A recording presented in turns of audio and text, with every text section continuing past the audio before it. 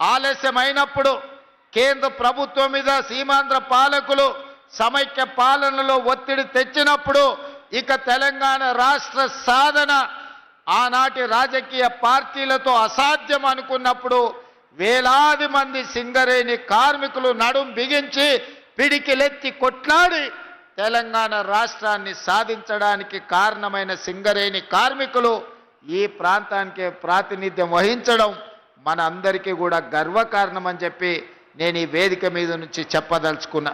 మిత్రులారా, ఈనాడు మీకు అందరికీ తెలుసు, భూపాలపల్లి అనేది ఒక చిన్న కుగ్రామంగా 500-600 జనాభాతో మొదలయ్యి ఆనాడు అన్న పెద్దలు నందమూరి తారక రామారావు గారు మొట్టమొదట ఈ భూపాలపల్లిని మండల కేంద్రంగా మార్చి మొట్టమొదటి పునాది రాయి ఈ ప్రాంతంలో సింగరేణి బొగ్గు ఉత్పత్తికి ఆనాడు పెద్దలు ఎన్టీ రామారావు గారు ఇక్కడ పునాది వేయడం జరిగింది.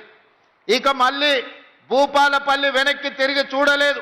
ఆ తర్వాత అభివృద్ధి పదం వైపు నడుస్తూ 600 జనాభా ఈనాడు 60,000 ఓట్లతోని జిల్లా కేంద్రంగా భూపాలపల్లి మున్సిపాలిటీగా ఈరోజు రాష్ట్రానికే వన్నె తెచ్చే ప్రాంతంగా అభివృద్ధి చెందింది.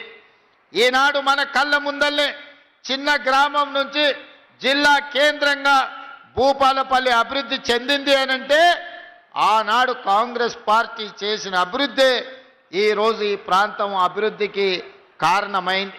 అయితే మిత్రులారా, నిన్న మన కొంతమంది ప్రకటనలు చేస్తున్నారు. నేను నిశ్చితంగా గమనిస్తున్నా.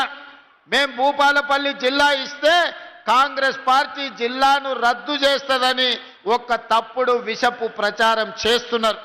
ఈ వేదిక మీద నుంచి మీడియా మిత్రులకు 4 కోట్ల తెలంగాణ ప్రజలకు నేను స్పష్టంగా చెప్పదలుచుకున్నా, ఏ జిల్లాలను తొలగించడం కానీ కొత్త జిల్లాలను ఇచ్చే ఆలోచన కానీ ప్రభుత్వ పరిధిలో పరిశీలనలు లేదు.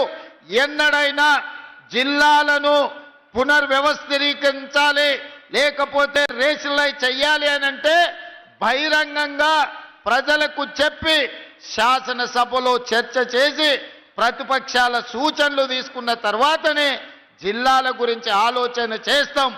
ఎవరు ఎన్ని కుట్రలు చేసినా, ఎన్ని అపోహలు సృష్టించాలని ప్రయత్నం చేసినా భూపాలపల్లి ప్రాంతం చైతన్యవంతమైన ప్రాంతం. ఎవరు ఏ కుట్రలు కుతంత్రాలతోని ఈరోజు తప్పుడు ప్రచారం చేస్తుండ్రో పసిగట్టగలిగిన శక్తి ఈ ప్రాంత ప్రజలకు ఉన్నది. భూపాలపల్లి జిల్లా ఎక్కడికి పోదు.